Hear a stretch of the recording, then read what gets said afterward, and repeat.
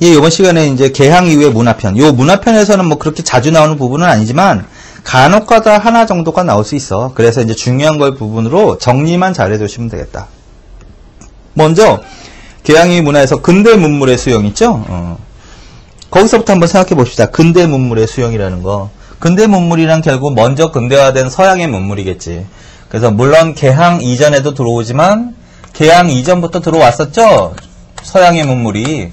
근데 개항 이후에 이제 본격적으로 수용이 되는 거지. 근데 이제 다시 한번 복습을 할게요.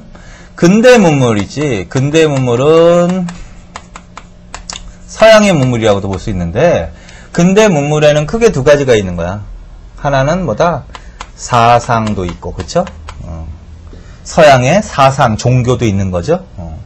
그 다음에 기술도 있는 거지, 기술. 기술 분야도 있는 거지, 그치? 이렇게. 자, 그런데 이 근대 문물을 수용하자라는 입장하고 생각해보면 수용하자라는 입장하고 수용하지 말자라는 입장이 있었잖아. 그게 이제 개화사상하고 위정적사의 관계지. 자, 그래서 근대 문물 사상이 됐던 기술이 됐던 수용하면 안 된다. 그걸 뭐라 그런다? 그걸 위정적사라고 했던 거죠. 위정적사. 그래서 누가 갖고 있는 사상이야? 대다수의 성리학자들, 기존의 조선의 지배층인 양반 유생들이 갖고 있는 사상이다. 얘네들은 뭐야? 서양의 사상은 물론이거니와 뭐도 안 된다? 기술도 수용하면 안 된다라는 입장이야. 그래서 이걸 위정적사. 그래서 얘네들을 봉건적이고, 그럼 근대 문물을 배척하는 이유는 뭐야? 그건 조선의 전통 질서를 지키자라는 거지. 그래서 봉건적이고 서양을 반대하기 때문에 반외세 민족주의적 성격이 강하다. 반면에 개화사상은 어떤 사람들이야? 개화사상들은 뭐야? 근대 문물을 어떻게 수용합시다 이렇게 된다는 거죠. 근데 이제 근대 문물을 수용하자는 입장은 크게 두 가지가 있는 거지. 한 가지가 뭐야? 사상은 안 돼. 무엇을 중심으로 수용하자? 기술을 중심으로 수용하자. 자, 이들의 입장은 사상이나 제도, 그거는 조선의 기존의 것을 가져가자. 그러나 기술 분야에서는 엄연히 서양이 먼저 발달되기 때문에 기술을 중심으로 받들이자. 그래서 얘네들의 입장을 뭐라고 표현했지?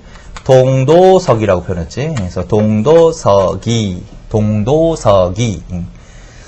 그래서 이거를 점진적인 근대화 사상, 온건개화 사상이라고 했죠. 자, 그래서 그거 다시 한번. 이게 이제 중국의 중채서영과 일본의 화원양제하고 비슷한 입장이다.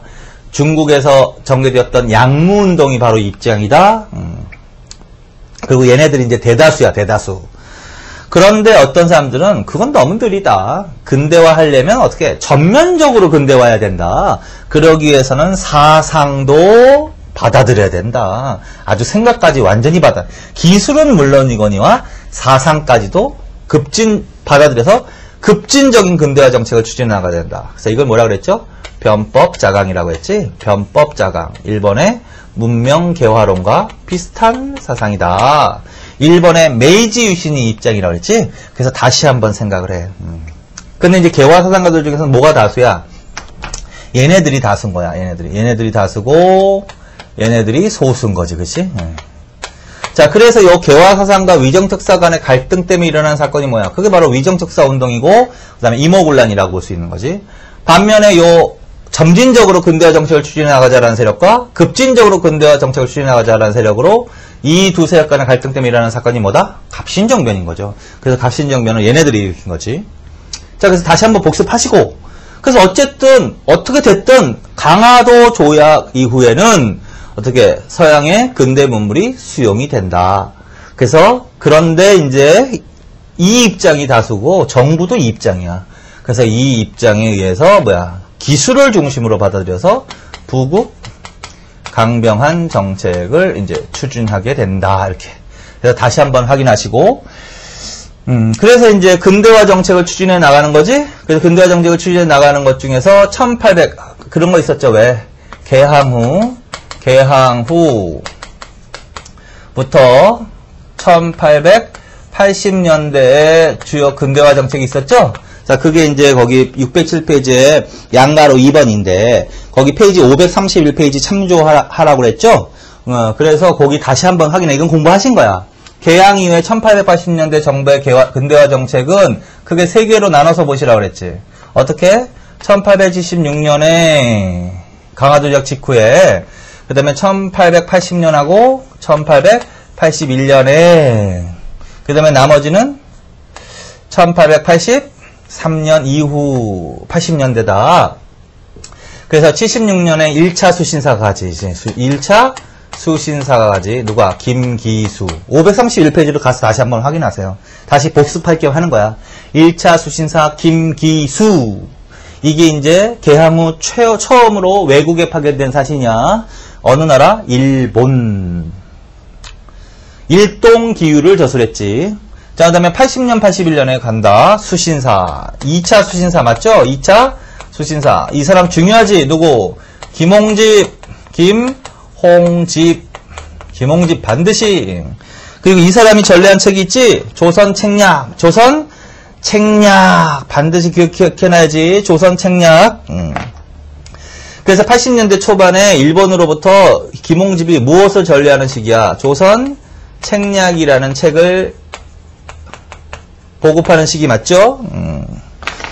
자, 그래서 그거 기억하시고, 그 다음에 81년에 또 일본에 뭐야? 조사시찰단 가지? 조사시찰단. 신사유람단이라고 하는 거. 조사시찰. 이거 다시 쓸 필요 없지? 531페이지로 가서 다시 한번 확인하시면 된다고. 조사시찰단. 다른 말로 신사유람단이 가죠? 그래서 산업 전반을 시찰하고 돌아오겠지? 수십 명이 가가지고. 그 다음에 81년에 청에 파견된 사신이 있지. 영선사지. 김윤식을 대표로 해서 영선사. 일종의 뭐다? 기술교육 연수단이다.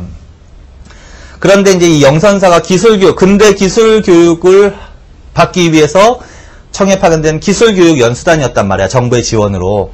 그런데 근대 지식도 부족하고 1년 만에 뭐가 일어나? 이모곤란이 일어나지? 그래서 중도 귀국한다. 그래서 이들이 의해서 새로운 관청이 설치되지. 그게 뭘까? 영선사. 기기창. 그래서 영선사에 의해서 영선사 파견의 결과로 설치된 관청이 뭐다? 기기창이다. 그 다음에 이제 관제개혁도 하지. 관제개혁은 뭐다? 통리기무아문.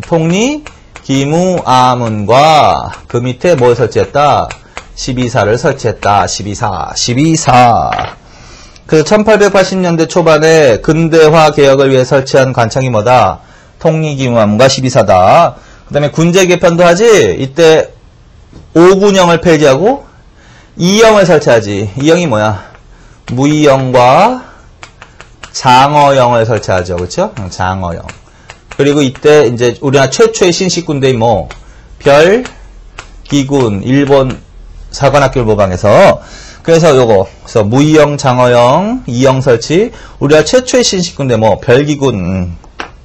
자, 그래서 2차 수신사 김홍집을 비롯해서 조사시찰단 영선사, 통리기무함과 12사, 무의형과 장어형, 별기군 요런 게 바로 80년, 81년에 추진되었던 근대화 정책이다.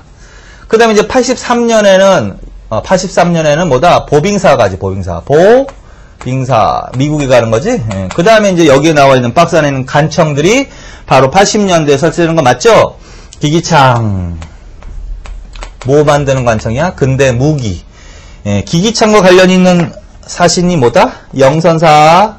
그 다음에 또 뭐가 있다? 전항국. 전항국은 뭐 하는 관청이다? 화폐 제조하는 관청이다. 이때 이제 80년대 당호전이라는 게 이때 80년대 전항국에서 발행되는 화폐다. 멜렌도르프가 건의했다. 그 다음에 또 뭐가 있다? 방문국. 방문국은 뭐 하는 관청이다? 신문 발간하는, 근대적인 신문 발간하기 위해서 설치한 관청이 뭐다? 방문국이다. 그래서 여기서 발행된 80년대 신문이 뭐다? 한성승보하고 한성주보. 그 다음에 뭐가 있다? 우정국이 있다. 우정국은 무슨 사무와 관련이 있다? 우편사무와 관련이 있다. 우편사무. 근데 여기서 우정국 개국 축하잔치를 계기로 무엇이 일어난다? 갑신정변 관련되는 관청이지. 그래서 갑신정변으로 폐지. 그다음에 직조국 이런 것들이 있었다. 그래서 다시 한번 복습합시다. 그래서 지금 이 내용은 어느 때 나와야 돼? 시기적으로 개항 이후 1880년대의 정부의 근대화 정책의 내용으로 나와야 되는 거 맞죠?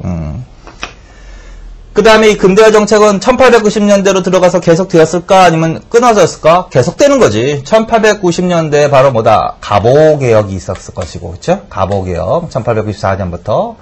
그 다음에 뭐가 있어? 을미개혁도 있을 것이고, 그렇죠? 을미개혁. 그 다음에 대한제국 때 한 거, 광무개혁. 이것도 말하면 근대화 정책 아니야? 자, 그래서 1890년대에는 갑오, 을미. 이건 단독으로 정리해놔야지. 그리고 이제 1900년대로 넘어가면서는 일본의 간섭이 심해지면서 이제 개혁은 중단된다. 이런 식으로 이해하시면 된다. 그래서 다시 한번 복습. 자, 그 다음에 이제 608페이지에 이제 출처나. 구체적으로 이제 개항 이후에 근대 문물이 들어온단 말이야. 그 중에서 이제 교통, 통신 시설이 들어온다 하면서 줄쳐 놓으시면 돼. 먼저 전신, 줄. 1885년, 줄. 서울과 인천, 의주를 연결하는 전신선이 처음 가설되었다. 청. 거기까지 줄쳐 놓으세요. 자, 1880년대에 들어오는 게 바로 뭐다? 전신이라는 거지. 전신. 통신수단으로는 가장 먼저 들어오는 거. 전신. 이렇게. 그래서 청에 의해서 가설되었습니다. 이렇게. 그 다음에 전화. 전화는 거기 경복궁에 처음 가설된 이후 점차 서울 시내 민간에도 가설되었습니다. 거기다가 쓰세요. 아, 전화가 아니구나. 그냥 전화는 거기 경복궁에 처음 가설 1896년 고출초나. 경복궁에 처음 가설된 이후에 서울 민간에도 어떻게? 민간에도 보급되기 시작한다. 뭐가? 전화가 서울 시내 민간에 보급되는 시대가 민간에도 서울이라고 하자. 서울. 어느 때다? 1896. 줄만 쳐놓으십시오, 그냥. 자, 그 다음에 우편으로 가자. 우편. 자, 우편은 뭐야? 80년대에 처음 시도였지. 우정국 맞지? 우정국을 그런데 이제 갑신정변 때문에 곧 폐지돼 버린단 말이야. 그 다음에 1895년에 우체사가 설립되고 그 우체사를 중심으로 우편사무가 본격적으로 실시되는 거야. 우편사무 출처 놓으십시오. 그리고 이 우편사무는 어느 개혁으로 갈까? 을미개혁으로 가는 거지. 을미개혁 때. 그래서 줄만. 그 다음에 만국우편연합은 줄만. 1900년. 만국우편연합은 몇 년? 1900년. 이건 국제우편 말하는 거야. 만국우편연합에도 가입하였습니다. 오케이. 자, 그 다음에 이제 전기로 가자. 1887년 궁궐의 전등이 처음으로 점화. 줄쳐놔. 그게 바로 뭐야? 경복궁 건천궁이지? 경복궁 건천궁에 처음으로 전등이 점화되었습니다. 전기와 관련이 있는 거죠. 그래서 그거 줄쳐놓고 1887. 그 다음에 1898년에 황실과 콜브란의 합작으로 한성전기 주식회사. 그거 줄쳐놓으세요. 한성전기 주식회사. 한성전기 주식회사. 자, 이거는 어떤 회사다? 한미합작 회사야. 한성전기 주식회사. 이렇게 1898년에 그리고서 이제 여기에서 전기를 발전을 시작했단 말이야. 그래서 궁궐뿐만 아니라 민간에도 전등이 가설되기 시작했다. 자, 그 다음에 이제 교통수단으로 간다. 전차. 자, 전차가 먼저 개설된다. 1899년에 전차. 1890. 전차는 전기로 가는 차. 근데 지금은 지하로 다니지만 옛날에는 이제 지상으로 다녔다고요. 전차 줄쳐놔. 그래서 서대문에서 청량리 노선이 최초의 노선이다. 그래서 이 1899년 대한제국 시기 맞죠? 1897년이 대한제국이 설립되는 거니까 대한제국 시기 때 서울에 뭐가 놓여진다? 전차가 운행되기 시작한다. 그게 이제 한성전기 주식회사하고도 관련이 있다. 전기가 서울 시내에도 보급되기 시작하고 전차. 그 다음에 철도로 갑시다. 자, 철도는 1899년에서 1900년 경인선이 최초로 인선이 처음으로 그냥 1900년 완공된 거는 1900년. 그래서 철도 우리나라에서 최초의 철도는 뭐다? 경인선이라고 해야 돼. 1900년. 그래서 인천에서 서울역까지. 그러다가 이제 뭐야 경부선과 경의선이 나오지. 경부선과 그 다음에 경의선이 개통됩니다. 그래서 이제 이게 1904년하고 1906년에 개통되는 건데, 특히 이 경부선과 경의선이 개통되는 이유가 바로 러일 전쟁과 관련이 있어. 거기 있죠? 러일 전쟁. 자, 이거는 이제 열강의 이권 침탈과도 관련이 있는 건데, 열강의 이권 침탈, 그 경제적 침탈 중에서 열강의 이권 침탈에서 집중적으로 침탈된 게 철도라 그랬죠, 철도. 이 경인선은 원래 미국이 따갔어, 원래는. 경인철도 우설권은. 근데 나중에 일본에게 양도를 한다고. 경부선은 원래 일본이 따갔어. 경의선은 서울에서 의주까지인데, 요거는 원래는 프랑스가 따갔었어, 원래는. 근데 이것도 결국은 일본에게 양도를 해, 부설권을. 그래서 결국은 경인선, 경부선, 경의선 다 누가 놓는다? 일본 애들이 놓는다고요. 근데 특히 일본 애들이 러일 전쟁을 계기로 러일 전쟁을 원활하게 수행하기 위해서 개설한 철도가 뭐다? 경부선과 경의선이에요. 러일 전쟁은 1904년에 발발하는 거 맞죠? 자, 그래서 그런 식으로 정리해 놓으시면 돼요. 거기까지. 자, 그 다음에 이제 4번으로 갑시다. 근대 의료. 지금 교통통신수단에 대해서 보신 거지. 그 다음에 이제 의료시설. 광해원 하나 기억해, 무조건. 광해원. 그래서 1885년에 광해원. 이게 무슨 의미가 있다? 우리나라 최초의 근대식 병원이라고. 근데 곧 이어서 곧바로 제중원이라는 병원으로 바뀌어. 제중. 이건 반드시 기억하세요. 그래서 광해원은 1880년대 나와야 돼.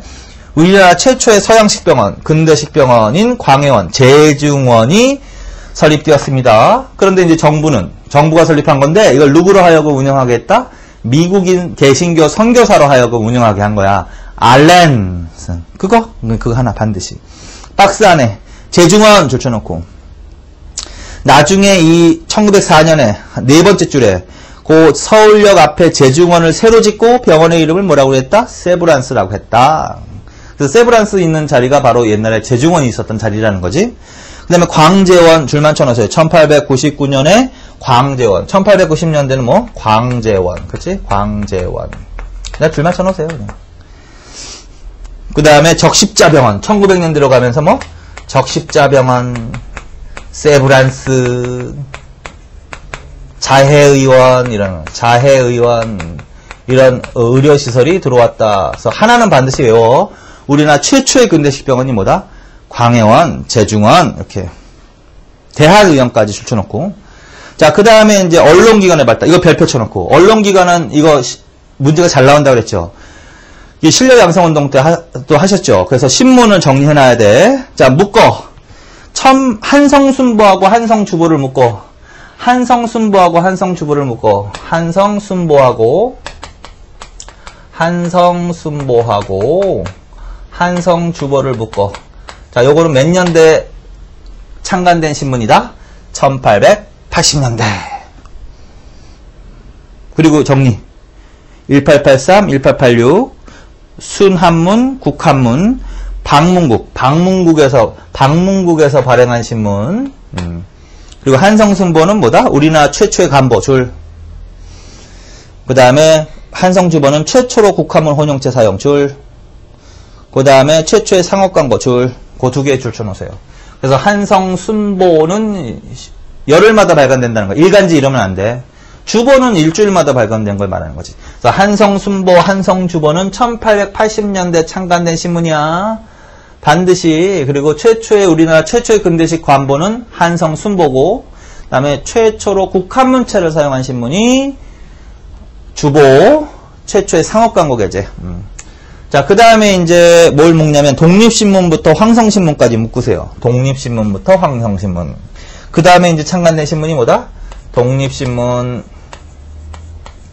그 다음에 매일신문이야, 매일신보야, 매일신문이야, 그 다음에 제국신문이야, 그 다음에 황성신문. 여기서부터 이제 내용을 물어보는 신문이 나오지. 자, 그래서 여기서 이거 묶어서, 이거 몇 년대에 발행된 신문이다? 1890년대에 발행된 신문 맞죠? 자, 독립신문 요거, 그 다음에 제국신문 요거, 그 다음에 황성신문 요거, 여기서 세 개를 집중적으로 정리해 놓으시라고 그랬죠. 그래서 독립신문, 제국신문, 황성신문 3개를 집중적으로 정리나. 그리고 줄 쳐놓으세요. 서재필 줄. 그리고 읽어. 6.1준. 정부 내 6.1준의 도움으로 정부로부터 4,400원을 지원받아 발행. 우리나라 최초의 민간신문. 그거 줄 쳐놓으세요. 우리나라 최초의 민간신문. 자, 독립신문의 의의는 뭐다? 우리나라 최초의 민간신문이라는 거야. 한성주보고 한성주보는 관보기 때문에. 그래서 민간신문. 그런데 순수 민간자본은 아닌 거야. 왜 그러냐면 정부로부터 보조를 받았기 때문에. 그래서 순수한 민간자본에 의해서 설립되었다. 그러면 안 된다는 거죠. 그것만 조심하시면 최초의 민간신문, 서재필 이렇게. 의병운동 비판 그것도 줄쳐놓고. 그 다음에 한글판 줄쳐놓고 영문판까지. 그 다음에 띄어쓰기. 최초로 한글판이 나온 신문이야. 최초로 국문 전용판이 나온 신문이야. 처음으로 띄어쓰기를 한 신문이라고. 그래서 그거 기억하시고 그 다음에 영문판도 발행했어. 외국인들 읽으라고. 자, 영문판 발행했다 하면 딱 2신문 중에서 골라야 돼. 요거 아니면 대한매일신보야. 근데 디 인디펜던트 이거 뭐야 영어로? 독립이잖아. 독립신문인 거지. 자, 그래서 그렇게. 자, 그 다음에 매일신문은 그냥 배제학당 학생의 최초의 일간지. 그렇게. 그 다음에 제국신문과 황성신문은 비교한다 그랬지? 제국신문은 순한글. 황성신문은 국한문 혼용체. 그 다음에 이종일과 남궁어. 그 다음에 주로 서민층과 부녀자층을 대상으로, 그거 기억하시고 표 펼쳐놓고. 주로 서민층과 부녀자층을 대상으로 했다. 그러면 제국신문으로 가야 돼. 황성신문으로 가면 안 돼, 절대로. 그리고 요거는 순한글이야. 그 다음에 황성신문은 장지연의 시일야 방성대국. 그거 반드시 기억하라고 그랬죠?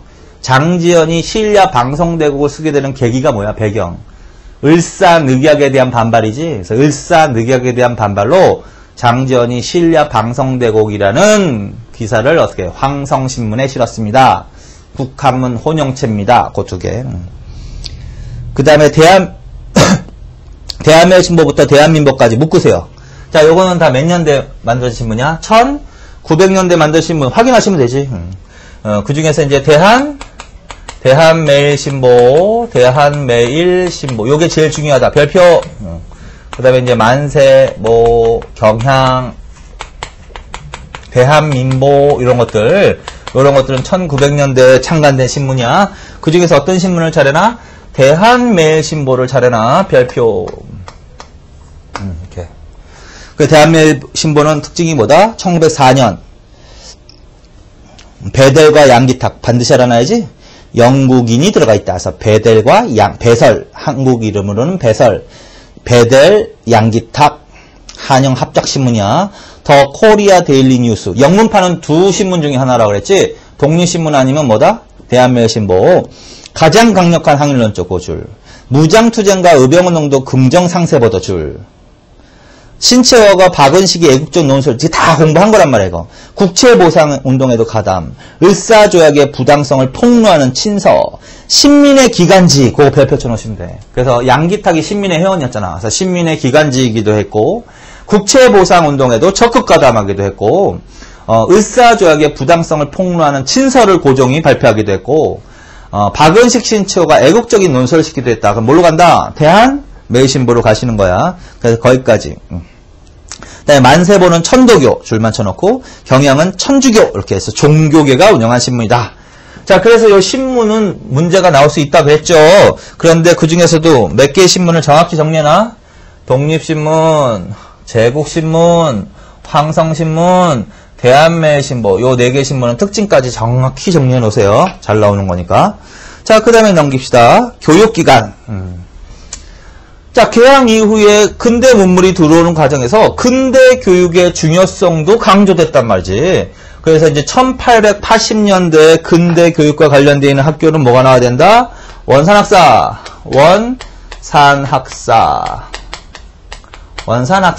그 다음에 뭐가 있다? 동문학.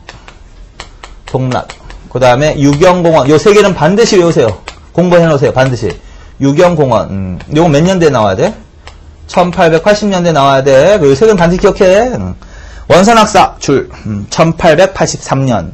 함경도 덕원 주민들이 기금을 조성해서 설립한 우리나라 최초의 근대식 사립. 그거 줄치면 돼. 최초의 근대식 사립학교였다. 학생들이 뭘 가르쳤다? 긍대 한문과 무술을 갖췄다. 그래서 함경도 덕원 주민들, 거기가 원산이란 말이야. 함경도 덕원 주민들이 설치한 우리나라 최초의 근대식 사립학교. 근대 교육을 실시했다. 뭐 당연한 거지. 근데 이제 뭐 근대 학문과 뭐까지? 무술. 무술이 들어가면 원산학사. 동문학은 1883. 이거는 이제 정부 내에 설치한 외국어 교육기관이라고 그랬죠? 통역사 양성하는 기관. 자, 그래서 그거. 그 다음에 유경공원, 그것도 반드시. 우리나라 최초의 근대식 관립학교. 주로 상류층 자제 대상. 근대 학문. 이렇게 줄쳐놓으시면 돼. 근데 여기서 근대 학문과 무술 이러면 안 된다고. 무술은 원산학사야. 그 다음에 길모, 헐버트 등 미국인 선교사들이 교사로 조인이 되어서. 그래서 이제 개항 이후에 개신교들이 들어오는데 그 개신교는 주로 미국과 관련이 있다고 그랬죠? 그래서 미국의 선교사들이 이 광해원도 운영하고, 그치? 근대 의료기술 보급과 근대 교육에 주력했다. 그게 이제 개신교다라는 거지. 다시 한번 확인해. 그 다음에 이제 갑오개혁기. 갑오개혁기 때 교육입국조서 그 반드시. 교육입국조서가 공포가 되는데 그거 반드시 사료지문도 나올 수 있어. 교육입국조서가 공포되었습니다. 그러면 어느 때 물어보는 거다? 갑오개혁 때 물어보는 겁니다. 반드시 기억해. 그런데 이제 교육입국조서의 내용에는요, 이 사료집이 나오면 간단해. 지덕체만 찾아, 지덕체. 지덕체를 중시하는 교육이었습니다라는 거야. 그래서 갑오개혁도 근대 교육과 관련이 있어. 갑오개혁 때 근대식 교육제도가 마련이 돼 있대. 본격적으로 근대식 교육제도, 학교제도가 마련되고 그것에 의해서 각종 관립학교가 많이 설치되는 시기야. 그래서 소학교, 사범학교, 외국어학교 등 각종 학교가 설립되고 교과서가 편찬되는 시기야. 그래서 그거 관련되어 있는 글이 뭐다? 교육입국조서. 근데 이때는 무슨 교육을 강조했다고 해야 돼? 지덕체라고 해야 돼. 그 기술교육이야, 인문교육이에요. 인문교육이지. 그거에 비해서 실업교육, 기술교육을 강조한 때가 있지? 실업교육, 기술교육을 강조한 때가 있지? 그건 어느 때로 간다? 갑오개혁이 아니라 광무개혁이라고 합니다. 그래서 그거 비교해놨죠? 교육입국조서는 갑오개혁되고 지덕체를 중시하는 교육이야. 거꾸로 지덕체를 중시하는 교육이 나왔다. 그러면 어느 때 물어보는 거야? 갑오개혁 때 물어보는 거야. 그 다음에 실업교육, 기술교육이 강조되면서 실업교육, 기술학교가 많이 설립됐다. 그럼 무슨 개혁으로 가는 거야? 대한제국 때 광무개혁기로 가는 겁니다. 그거 구분하세요. 자, 그 다음에 양가로 3번은 사립학교. 사립학교인데 거기 개신교 줬쳐놓고 개신교도들. 그러니까 우리나라의 이제 사립학교는 최초로 원산학사, 그거 기억하라 했지? 이거는 무조건 외우고. 원산학사를 시작으로 해서 나머지는 생각해보면 건 다 관립이란 말이야. 근데 원산학사가 최초고 그 다음에 이제 사립학교가 많이 설립되는데 크게는 두 가지 계통의 학교가 있어. 하나는 개신교 선교사들이 세운 학교하고 또 하나는 민족계 사립학교가 있다. 그래서 이 개신교 계통의 학교로는 이런 학교가 있다 하면서 쭉 읽어보시고 그 앞에 배제학당과 이화여학교 있죠? 그거 정도는 기억하세요. 1880년대 맞지? 1886. 이거는 뭐냐면 최초야, 최초. 개신교 계통의 최초의 학교가 바로 배제학당이라는 학교야. 지금도 배제고등학교 있잖아요. 그렇죠? 배제학당. 그 다음에 이화여학교는 최초의 여성학교야. 물론 개신교 계통에. 자, 개신교 계통에 의해서 최초로 뭐? 배제학당. 최초의 개신교 계통의 여성학교 이화. 이 정도는 좀 기억하세요. 그 다음에 동그라미원 민족계 학교. 우리나라 사람들에 의해서 설립된 민족계 학교. 근데 이 학교는 특히 시기가 어느 때 많이 설치된다? 을사조약 후, 줄쳐놔. 을사조약을 계기로. 그래서 을사조약 이후 합방 전까지의 교육 상황이 이래. 민족계 사립학교, 반드시.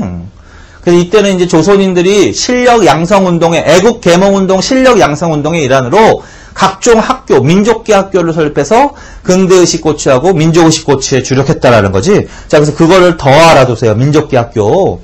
근데 이제 그 중에서도 이제 대성학교, 오산학교, 신흥학교, 그건 좀 기억해 놔야 될 것 같지? 그거는 어떤 단체와 관련이 있다? 신민회와 관련이 있다. 그래서, 도산 안창호 선생, 안창호에 의해서 대성학교, 이승훈에 의해서 오산학교, 그 다음에 서간도, 이거는 이제 만주에 있는 거지. 서간도 삼원부의 신민회가 기지로 개척한 지역이지. 거기에 설치한 학교가 바로 뭐다? 신흥학교. 그래서 그거는 특히 더 알아두세요. 거기까지. 자, 그 다음에 이제 개양 이후에 문학과 예술로 갑시다. 자, 개양 이후에 서양의 문물 중에서는 뭐야? 문학 서적도 막 들어오고 하는 거지. 그래서 서양의 근대 문학의 영향을 받아서, 근대 계몽문학이라는 게 형성이 된다. 계몽문학. 근데 본격적으로 1890년대, 가보기역 이후 1900년대, 그 이후에 계몽문학이라고 한다. 그래서 계몽문학이 유행하다. 근대의식 고취를 주 목적으로 한, 당연히 이거는 서양의 문학에 영향을 받은 계몽문학이 발달하는 시기다. 그러면서 이제 계몽문학의 종류가 뭐가 있느냐는 거야. 그래서 크게 신소설, 그거 반드시 줄쳐놓으시고, 신소설이 유행하였다. 그래서 계몽문학기 때 유행한 문학적 경향으로 맞는 것은 첫째, 신소설이 유행하였다. 이렇게. 그래서 가장 대표적인 게 뭐다? 최초의 신소설이 이인직의 혈의 누를 비롯해서 수많은 계몽문학, 신소설이 유행했다. 그거 읽어 놓으시고. 자, 크게만 보면 돼. 이거 국어 문제가 아닌 이상 크게만. 자, 그 다음에 안국선의 금수회의록이라는 거 있죠? 이것도 서류집은 분명히 나올 수 있지. 안국선의 금수회의록이 장르가 뭐야? 이게 신소설이란 말이야. 신소설은 계몽문학기. 그래서 대충 1900년대로 가면 돼. 그래서 동물들이, 금수회의록이 뭘까? 금수가, 짐승들이 와서 각자 자기 말 하는 거야. 자, 그래서 요게 나오면, 요거 신소설이구나 알아들으시고, 요게 계몽문학의 특징이다. 대략 1900년대로 가시면 돼. 그 다음에 동그라미 3번, 우국가사와 신체시. 우국가사, 애국적인 내용을 담고 있는 우국가사가 유행하였습니다. 그 다음에 신체시라는 게 유행했습니다. 신체시, 외울 게 있지? 우리나라 최초의 신체시가 뭐다? 최남선의 해에게서 소년에게. 그거 당연히 알아둬야 되죠? 그래서 1908년 소년이라는 잡지에 해에게서 소년에게라는 신체시를 발표한 사람. 최남선. 그 다음에 신체호는 대한매신보의 천이당시화. 그래서 천이당시화까지는 몰라도 해에게서 소년에게는 알아도 우리나라 최초의 신체시. 이인직의 혈의누, 안국선의 금수회의록, 그 다음에 최남선의 해에게서 소년에게, 이런 게 딱 나왔어, 박스 안에. 그럼, 요거, 신소설 신체시구나. 그러면, 계몽문학기로 가야 되겠구나. 1900년대 상황을 물어보는 거구나. 그렇게 기억하시라는 거야. 자, 그 다음에 외국 작품들을 번역 소개, 그것까지. 그리고 당연히 이때 외국 문학 작품들도 들어오겠지? 외국 작품들을 어떻게, 번역?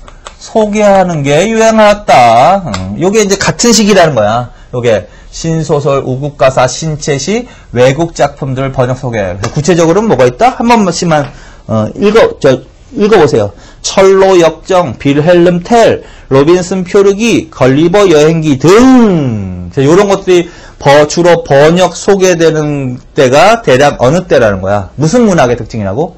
계몽문학기 때의 특징이다. 몇 년대 물어본다, 대충.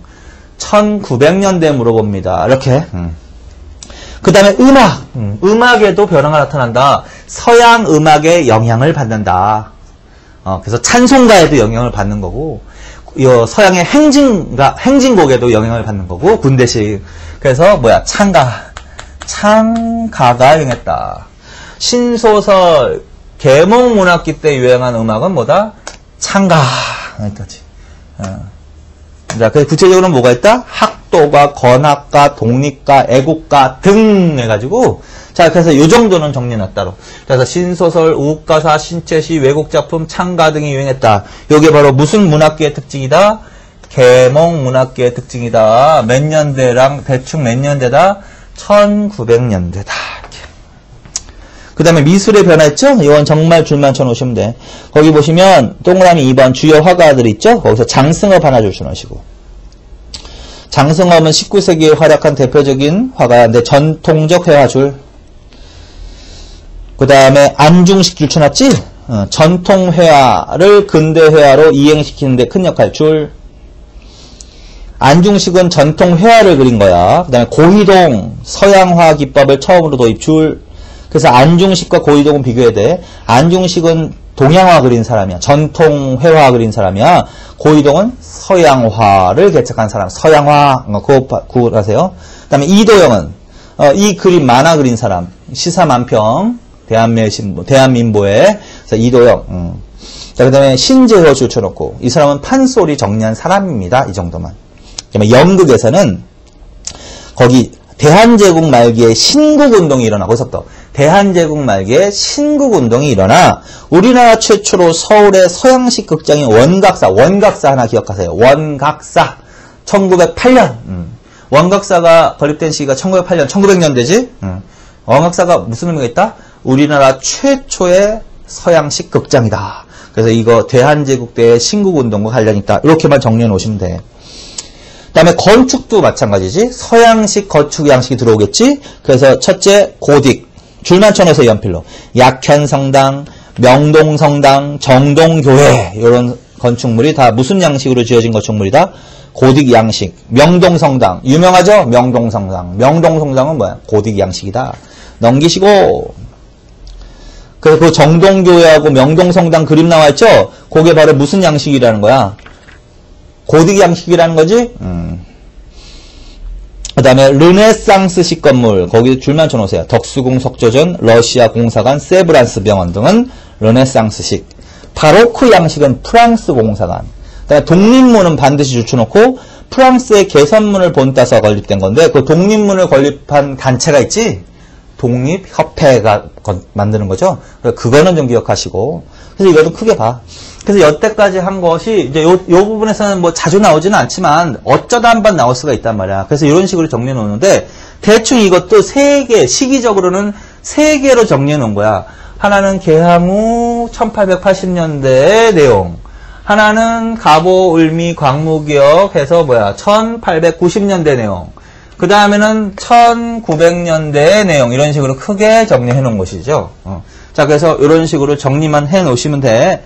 그래서 뭘 하셨어요? 근대화 정책을 추진하기 위해서 사신의 파견, 그 다음에 관제, 군제 개편, 그 다음에 각종 근대 시설, 근대 기술 수용과 관련되어 있는 관청들, 그리고 여기 지금 여기 밑에, 요 밑에까지 근대, 이거 전등, 통신수단, 교통통신수단은 전신이 들어왔지. 그 다음에 전등이 처음으로 점화되었지. 그 다음에 의료기술 관련해서는 광해원이 나와야지. 그 다음에 교육과 관련해서는 원산학사, 동문학, 유경공원 요거 1880년대. 그 다음에 1890년대는 그냥 가보, 을미, 광무기역기 때인데 요러한 내용, 두 번째 내용. 그 다음에 여기 쓴 거는 마지막으로 쓴 거는 1900년대 내용 같다. 그렇죠? 그래서 이런 식으로 조금 정리만 해주시면 된다. 자, 여기까지 하시면 이제 맨 처음에 우리가 근대사회를 출발할 때 어떻게 한다 그랬죠? 대원군 집권기 때부터 어떻게 우리나라가 일제강점기에서 해방되는 1945년 8월 15일까지 전체가 바로 근대사회하면서 문제가 나오는 부분이라고 했지? 근데 두 시기로 나눠서 공부한다고 했지? 그래서 대원군부터 1910년 합방 전까지 그 시기를 지금 정리해 드린 거야. 그래서 요거 하나. 그 다음에 이제 어느 시대로 넘어간다? 일제강점기. 일제 식민지 시대 있죠? 그거를 이제 따로 하나 정리하는 거지. 예, 이렇게 가. 그래서 이제 그 합방 전까지의 시대 상황을 정리해 드린 겁니다. 자, 여기까지 하시고 이제 다음 시간에 일제 강점기로 넘어가겠습니다. 수고하셨습니다.